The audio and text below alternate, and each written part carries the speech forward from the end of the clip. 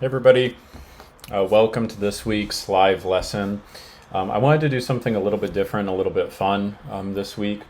And so I'm going to be sharing with you a couple of insights that I learned from recently watching Rainn Wilson's show, Geography of Bliss. So if you're not familiar with Rainn Wilson, some of you guys know I'm a big fan of The Office. It's one of my favorite shows of all time. Probably seen every episode at least 30 times.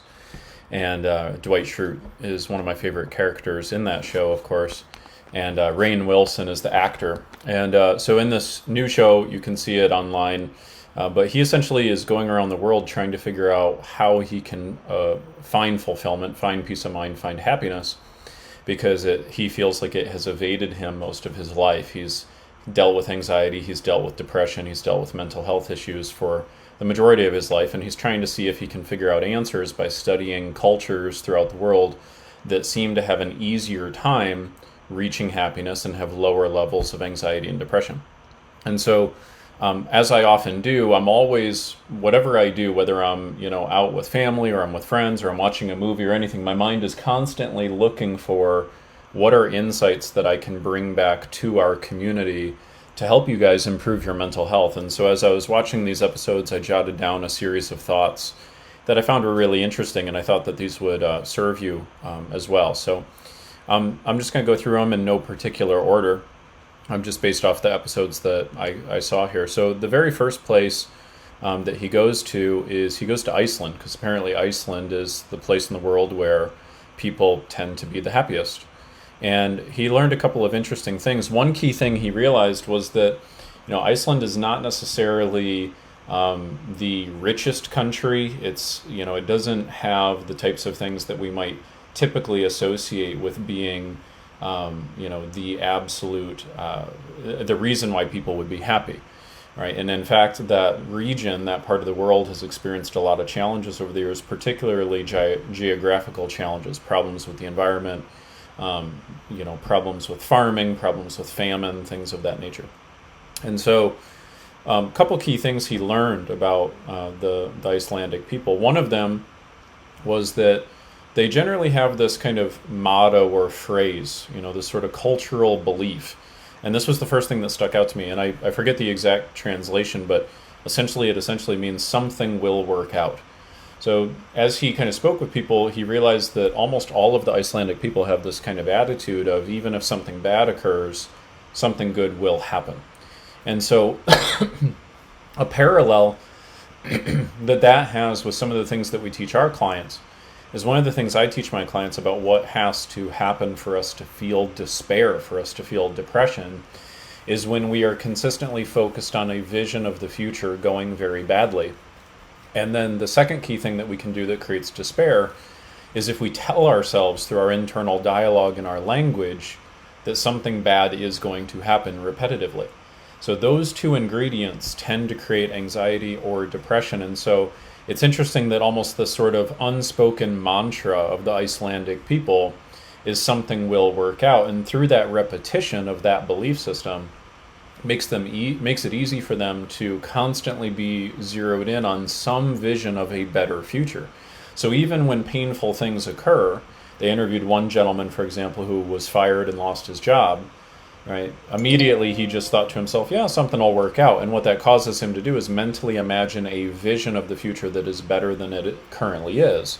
And just creating that mental vision of things being better than it currently is the very thing that starts to make us feel mentally healthy.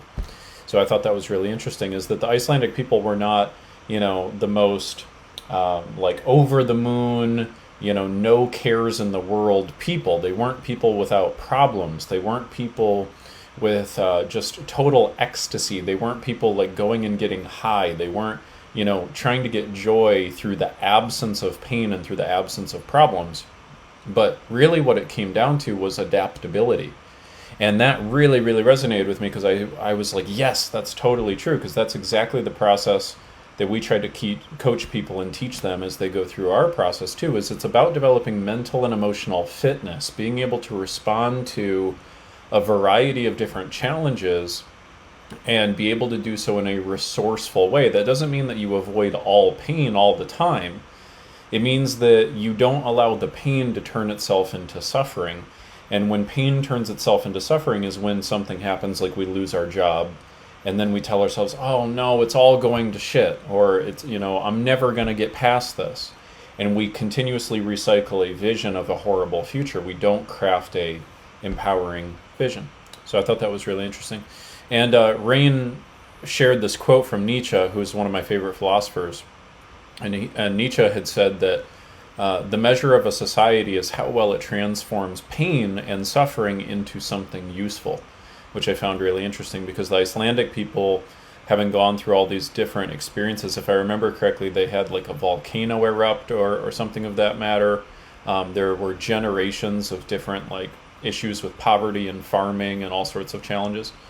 But they very much are rooted in this sense of making a conscious and deliberate choice about how they respond to their challenges, making a deliberate choice about what they focus on, making a deliberate choice about what they make things mean. And that was really, really interesting. Another key thing that he did as an experience in the episode is he went and did an ice plunge. I've done an ice plunge a couple of times in my life. I do recommend them for a variety of reasons, but you certainly don't have to do them to get great mental health. But, he was interviewing the people who do this ice plunge, which to a lot of people is this like ridiculous idea. And there's a lot of health benefits for doing it. But one of the key things that the ladies who do the ice plunge said is that they are trying deliberately to train their brain to do challenging things. And the more they train their brain to do challenging things, the happier they are. And I think that's something that we all can take away from that experience. And I've certainly seen that be the case too. One of the things that I'll teach my clients often is that we will feel fulfillment in direct proportion to how comfortable we allow ourselves to be with being uncertain. So very often people get into this mentality of like, oh, that's way too hard, I can't do that. And what really they're saying is I don't believe I can do that as easily as I want to. And so getting into that mindset of recognizing that you can do challenging things, you can break through those current mental barriers, you can expand your comfort zone through steady practice, that leads to happiness. And really, I think it's the only way that we have good self-esteem long term. You'll never feel good self-esteem by just shrinking your comfort zone. You'll only feel good self-esteem by expanding it, right? And if you look back throughout your life at times when you were happiest or proudest, there were probably times where you really challenged yourself to grow, to expand, right? And those are key things. So, and then finally, from the Iceland episode, there was one thing that stood out, which is that self-expression and connecting with others is a way to feel more happiness. And I think that's definitely been true in my experience too, right? So one of the key thing I teach people is that there are several different ways to access fulfillment. There are 3 big ways that you can do it if you're ever not feeling as fulfilled as you'd like to. One would be to connect with more people. Break through the barriers that are causing you to feel like you cannot connect with people. That means addressing the fears, addressing limiting beliefs, going in the direction of creating good relationships and building bridges. That's why I always caution people when they feel this urge to create boundaries. Boundaries can be a very healthy thing, but they can also be something that we do where we put up a wall between us and somebody else as a boundary, but then that ends up imprisoning us, right? We feel like we can't really connect with that person. So we have to connect with people and have good, meaningful relationships to be happy. It's just what we're wired to do. And the self-expression part, I think, is very much true too. So one thing I see with my clients very often is people tend to live their life trying to be someone other than who they are actually meant to be. So we could, for instance, grow up in an environment where you get punished for any type of little mistake that you make, and you start to believe that you really can't have any flaw about you. And so you develop this urge to want to be perfect, right? And so you're trying to be a perfectionist, but of course you're never going to be perfect. And so the more we try to audition for a role that we were never really meant to play, the more miserable we end up being. Another example would be trying to please everybody, or trying to be this like big achiever type person, because that's who you thought you had to be to get your mom's or your father's love, when that's not really who you want to be, right? So that's a key thing. Going now to Ghana. Ghana was a very interesting episode here. So one key thing about Ghana is that they are some of the more optimistic and hopeful people in the world. So they have cultural beliefs about the future that are just very well known and shared and understood, but any individual can tap into these beliefs. So a couple key things. The first one was they have a couple key words. I forget the exact words, but they have one for hopeful and they have one for optimistic. And these are some of the two most common feelings or sentiments that the Ghanaians will say essentially about themselves that they feel. And so the way that they define hopeful, though, is very important. They say that hopeful is the ability to make something better through our own actions. And I found that to be so important because when I was overcoming suicidal depression, when I was suicidal, I should say, I felt like there was nothing I could do to improve my circumstances. And that's what made me feel suicidal, because when you feel like you can't win at the game of life and there's nothing you can do to make it better, your mind just wants to naturally find a way to check out. And as soon as I started to think, you know what, I'm pretty sure I can learn how to improve my mental health, that alone dramatically improved my mental health. The thought of I can take new actions to make my life better. And when I took the power back that I had given to my parents and my upbringing and my childhood and these painful experiences, and I said, no, it's in my power, it's in my responsibility. I can learn new mental health skills, I can learn how to train my brain, I can change anything in my life that I want to change. That's when I felt like my new life really began, right? So that's a key thing. So hopeful is one of the big cultural things of the Ghanaians. Another one is optimism, the belief that things will just work out in the end, some way or somehow. And one parallel that I found with that we teach in our program is the idea that everything changes. Everything changes eventually. So very often we get ourselves into this mental distortion of thinking that things are permanent when they're almost never really truly permanent. We zoom in too much on the pain that we're feeling in this exact moment and think, oh, well, this is the pain I'm going to feel for the rest of my life, when it's not the case. Okay.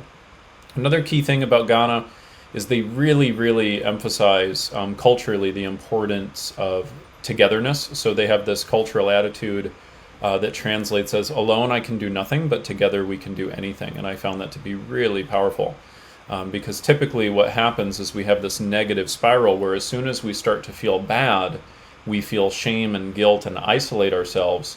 And then the more we isolate ourselves, the more bad we feel, particularly in Western countries, in America especially, because there's just a lot of stigma around the idea of I need to get some kind of help for my mental health. Okay, a couple other quotes that stood out to me was our lack of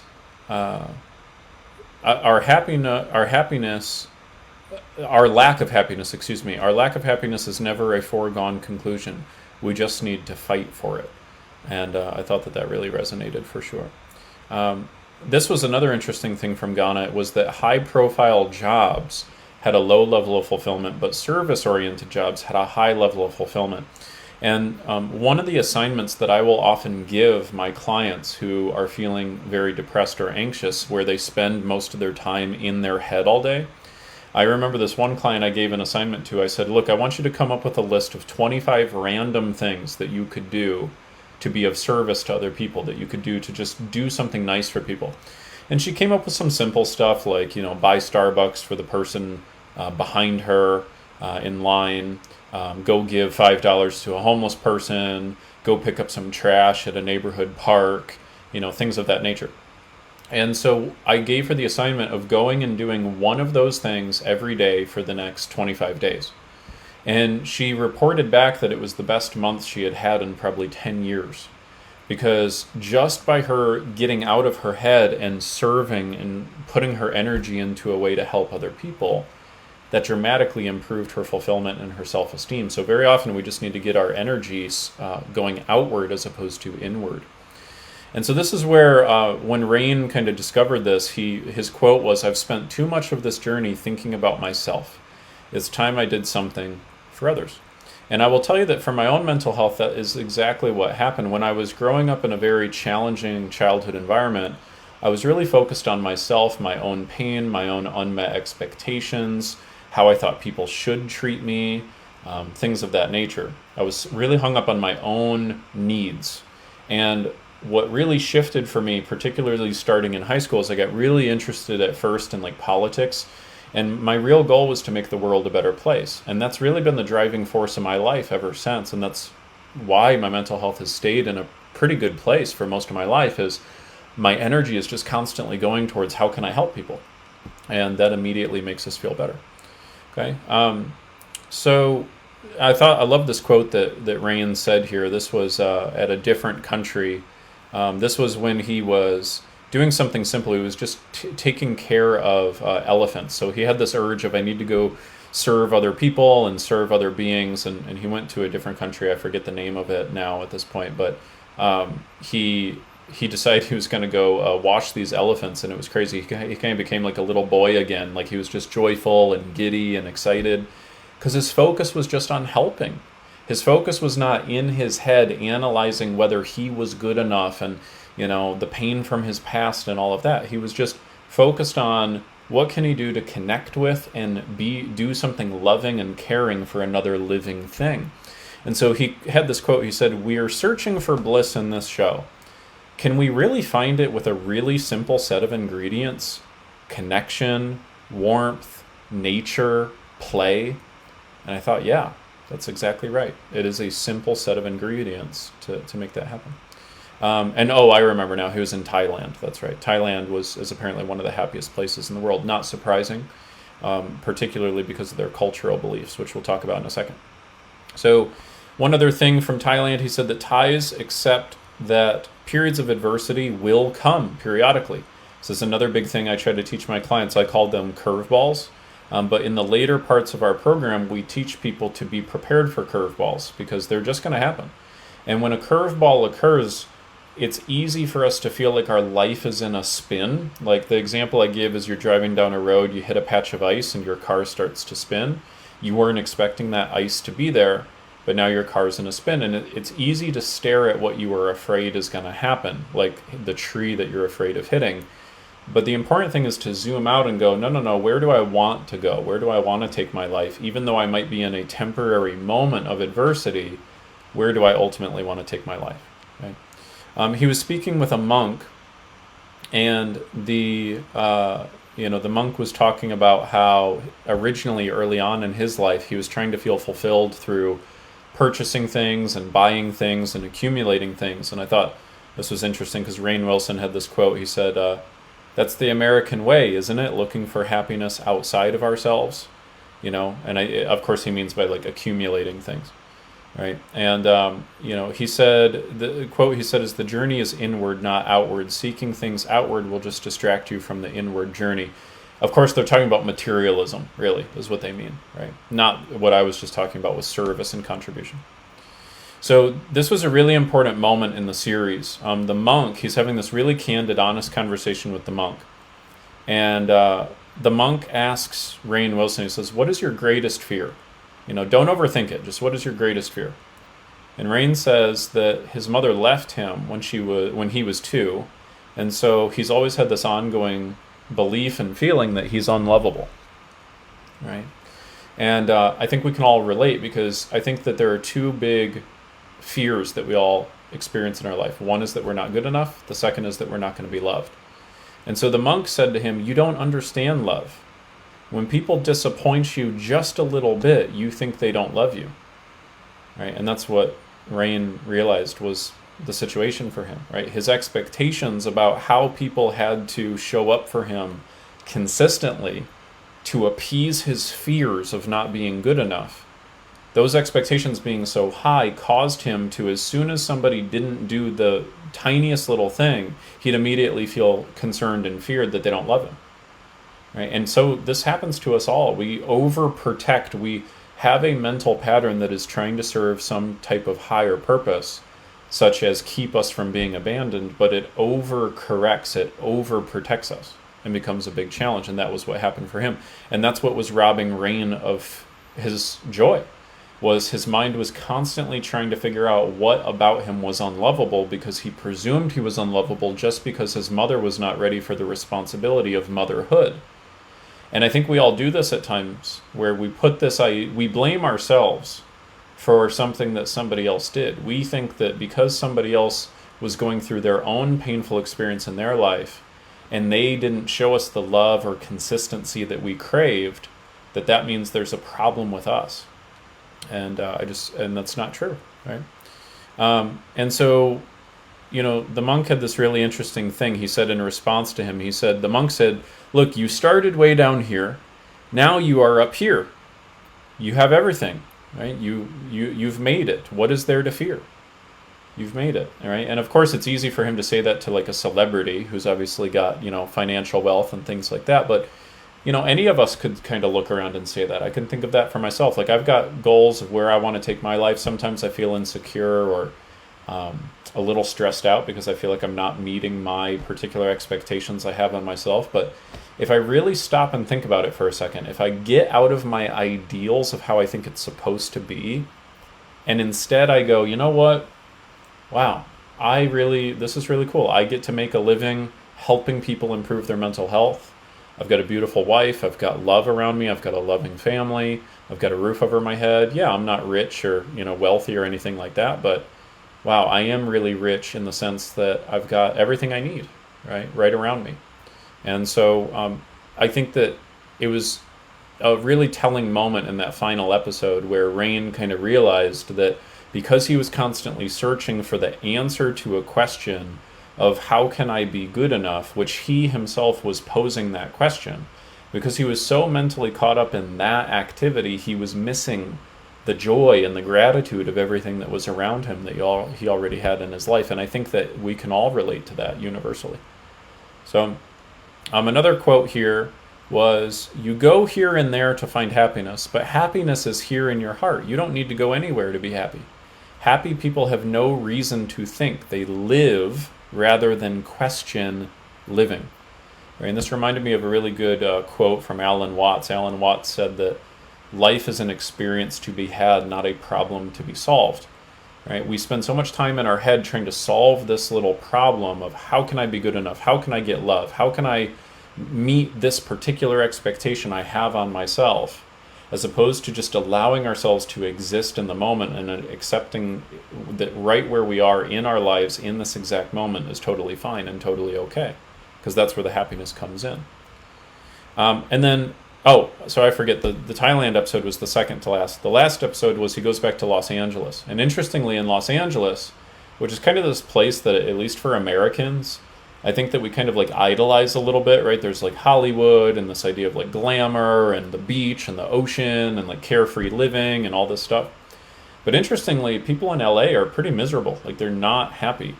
And, one thing that Rainn Wilson was saying is that as he became an actor and his dream was to move to LA, he realized that at that stage of his life was becoming all about him, all about his career and his progression and if he was funny enough and all of that stuff. And in LA, there very much is that kind of attitude, right, where it is kind of centered about like the individual person trying to make it. People go there to try to make it and try to live up to these particular expectations. And so the final little quote here was, happiness is about being able to redefine yourself on your own terms. So he had a friend who was a childhood actress who was very miserable in Hollywood, but then she decided she was going to become a nurse. So she went from a particular industry where she was so focused on her own ego of like, how do I look? And, am I skinny enough? And am I meeting these expectations of these producers? Where she'd constantly compare herself to her mental ideal of who she thinks she has to be. And that constant comparison robbed her of joy. And so what she did is she became a nurse. And by becoming a nurse, her energy was going outward towards the world, trying to actually just help and care for other people, and that's what made her happy. And I just found that was a really interesting thing, because these are a lot of the things that we teach in our program. You got to learn to be adaptable. You've got to have a vision of how you want your future to be, focus on how you want it to go, and make sure that you are sending your energy outward to the world, that you are making the dominant focal point of your life something other than just you and your pain. And that's a really important piece, I think, through this process. So I found the series to definitely be well worth watching, but those are the things that stood out to me, and I'm curious to hear your thoughts. Maybe you've seen the show already. Maybe you have different thoughts. I'd love to see what you have to say in the comments, but I hope that these takeaways serve you. Maybe you'll find the show as something that serves you as well. And I just thought it'd be a nice little change up from the traditional training that I kind of throw at you guys every week. So I thought it might be a nice change of pace. But again, thanks for your time. Thanks for watching. I hope this was useful to you. And I wish you all of the best in your journey to getting the mental health that you deserve. Until next time, I'll see you later. Bye, friends. Bye.